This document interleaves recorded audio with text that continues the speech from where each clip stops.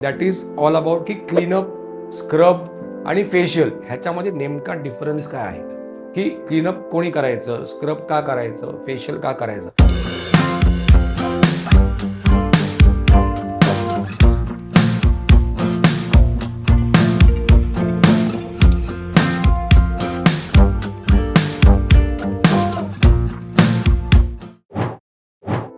Hello guys, welcome back to my channel. मी Amit Vaidya, director of fashion salon span makeup student, director of fashion international college. तुमचं पुन्हा एकदा माझ्या YouTube चॅनलमध्ये स्वागत करतो.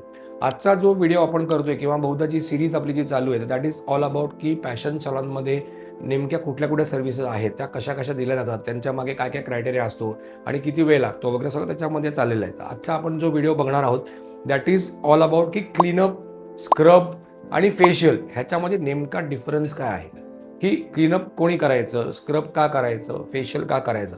आता बेसिकली आमच्याकडे आम्ही जेव्हा स्क्रब करतो तर तेव्हा त्या स्क्रबमध्ये तुम्हाला स्क्रबिंग केलं जातं. स्क्रबचा अर्थच तो आहे की फेस स्क्रब केल्यामुळे डेड स्किन सगळं निघून जातं आणि फेसला चांगल्यापैकी ग्लो येतो, फेस चांगला शाईन करतो. आता क्लीनअप म्हणजे क्लीनअपचा अगेन अर्थ तोच आहे की तुमचं फेस क्लीन करतो आपण, म्हणजे जे काही ब्लॅक हेड व्हाईट हेड आहेत तर ते मेन काढले जातात. स्टीम देऊन तुमचे पोर्स प्रॉपर क्लीन केले जातात आणि क्लिनिंगचा जो काम आहे तर ते क्लीनअपमध्ये केलं जातं. आणि facial is all about everything. फेशियलमध्ये तुम्हाला क्लिनिंग होणार, स्क्रबिंग होणार, डेड स्किन निघणार, प्लस तुम्हाला मसाज मिळणार, स्किनला टोनिंग मिळणार. त्यामुळे सगळ्याच गोष्टी फेशियलमध्ये केल्या जातात. ह्याच्यामध्ये कन्फ्युजन खूप जणांचं होतं किंवा बहुतांशी थेरपिस्टचं पण कन्फ्युजन होतं की नेमकं मी स्क्रब सांगू का, मी क्लीनअप सांगू का, मी फेशियल सांगू. किंवा क्लायंटच मनात काहीतरी एक क्रायटेरिया घेऊन येतं की नाही मला क्लीनअपच करायचं आहे. आता एखादी मुलगी आहे जी खूप यंग आहे किंवा एखादा मुलगा आहे जो खूप यंग आहे तर त्यांनी क्लीनअप केलेलं चालतं. पण एखादी साधारणतः आफ्टर 30s आम्ही असं सांगतो की क्लीनअपचा जो गोष्टी ज्या क्लीनअपमध्ये केल्या जातात त्या सर्व फेशियलमध्ये पण होणारच आहेत. आणि फेशियलमध्ये अलॉंग विथ दॅट तुम्हाला मसाज पण मिळतोय. त्याच्यामुळे जनरली आफ्टर 27, 28 किंवा आफ्टर 30 एज, तुमच्या एजप्रमाणे जनरली फेशियलला आम्ही क्लायंटला सांगतो तुम्ही फेशियलला जा. पण जे खूप यंग आहेत की ज्यांना अगदीच फक्त किंवा ज्यांच्याकडे वेळ नाही आहे, ज्यांना खूप शॉर्ट टाईम आहे, तर त्यांनी क्लीनअप केलं चालतं. आता स्क्रबमध्ये नेमकं काय होतं की स्क्रब जेव्हा आपण करतो तेव्हा स्क्रबमध्ये क्लेन्झिंग करून स्क्रब केलं जातं, स्क्रब करून टोनर लावलं जातं, टोनर लावून फेस पॅक लावला जातो. स्क्रबमध्ये एवढ्याच गोष्टी होतात. स्क्रबमध्ये बाकी काहीच केलं जात नाही, बिकॉज स्क्रबचा मेन एम आहे की स्किनवरचं जे डेड स्किन आहे तर ते पूर्णपणे रिमूव्ह व्हायला पाहिजे.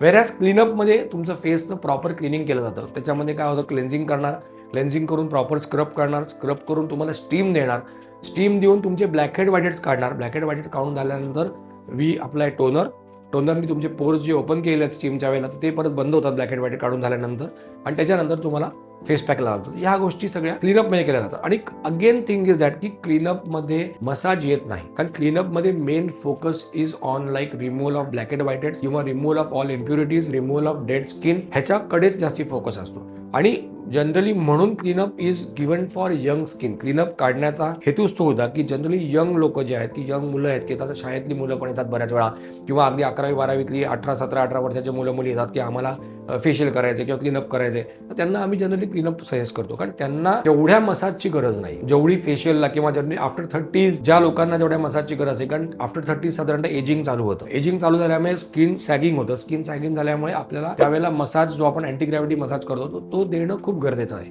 आणि त्याच्यामुळे स्किनला टोनिंग इफेक्ट चांगल्यापैकी मिळतो. Average young skin already skin toned असतं, त्यामुळे त्याला तेवढ्या मसाजची गरज नाही. त्यामुळे यंग लोकांनी सुद्धा फेशियल केलं चालणार आहे ना, याच्यातला भाग नाही की नाही चालणार अशातला भाग नाहीये. पण त्यांना मेन क्लिनिंगची गरज आहे की मेन फेस क्लीन व्हायला पाहिजे. कारण मुलं समजा बाहेर फिरतात, यंग प्युबर्टी पिरियडमध्ये ऑइलीनेस खूप स्किनवरती असतो, पिंपल्स येणं चालू होतं. त्यामुळे त्यावेळेला ते black head white head clean होणं किंवा त्यावेळेला जे फेस क्लीन होणं हे त्यावेळेची गरज असते. त्यामुळे cleanup is generally prescribe for students which is age from like 15 to 20-25 पर्यंत. त्यामुळे हा फरक आहे या तिन्ही गोष्टीमधला.